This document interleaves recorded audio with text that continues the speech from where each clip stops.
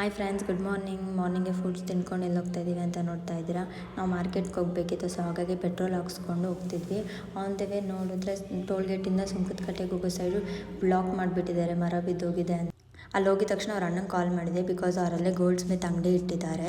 ಅವ್ರು ನಮಗೆ exact location ಅಂದರೆ ಕರೆಕ್ಟಾಗಿ ಹೇಳ್ತಾರೆ. ಸೊ ಹಾಗಾಗಿ ಅವ್ರು ನಮಗೆ ತೋರಿಸ್ಬಿಟ್ಟು ಹೋದರು.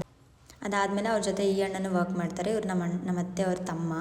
ಇವ್ರು ನಮ್ಮನ್ನು ಅಲ್ಲಿಂದ ಪಿಕ್ ಮಾಡಿಕೊಂಡ್ರು. ನಮ್ಗೆ ಹೊಟ್ಟೆ ಹಸಿತಿತ್ತು ಅಂತ ಬೇಲ್ಪುರಿ ಚಿರುಮುರಿ ತಿಂದ್ಬಿಟ್ಟು ಮತ್ತೆ ಶಾಪ್ಗೆ ಹೋದ್ವಿ. ಡೋರ್ ಹ್ಯಾಂಗಿಂಗ್ಸ್ ತೊಗೋಬೇಕಿತ್ತು ದೇವ್ರ ಮನೆಗೆ ಮತ್ತು ಮೇನ್ ಡೋರ್ಗೆ.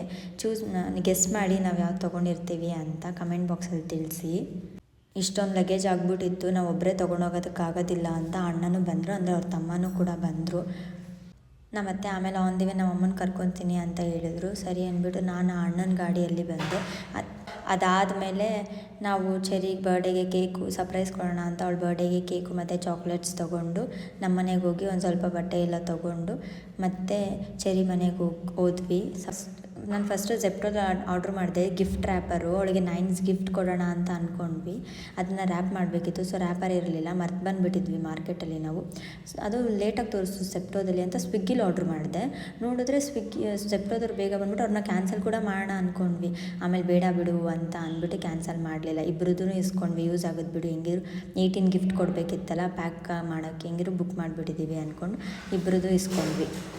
ನೈಟ್ 12 o'clock ಅವಳಿಗೆ ಸರ್ಪ್ರೈಸ್ ಕೊಡೋಣ ಅಂತ ಬಲೂನೆಲ್ಲ ಅಣ್ಣ ಊದ್ಕೊಡ್ತು. ಅದಾದಮೇಲೆ ಟೆಂಟ್ ರೆಡಿ ಮಾಡೋಣ ಅಂತ ಟೆಂಟ್ ರೆಡಿ ಮಾಡೋಕ್ಕೆ ಸ್ಟಾರ್ಟ್ ಮಾಡಿದ್ದು ನಾವು 1 o'clock. 3 o'clock ಆದರೂ ಎಂಡ್ ಆಗಲಿಲ್ಲ. ಅಷ್ಟು ಫನ್ ಅಂದ್ಕೊಳ್ಳಿ ನಾವು ಒಂದು ಟೆಂಟ್ ಕ್ರಿಯೇಟ್ ಮಾಡೋದಕ್ಕೆ. ನೋಡಿ ಫೈನಲಿ ಈ ಥರ ಆಗಿತ್ತು. ಬಟ್ ಸ್ಟಿಲ್ ಎಲ್ಲರಿಗೂ ನಿದ್ದೆ ಬಂದುಬಿಟ್ಟಿತ್ತು, ನಾವೆಲ್ಲ ಮಲ್ಕೊಂಡೇ ಬಿಟ್ವಿ. ಕೇಕೆ ಕಟ್ ಮಾಡಿಸ್ಲಿಲ್ಲ ಅವಳಿಗೆ. ಬಾಯ್, ಗುಡ್ ನೈಟ್.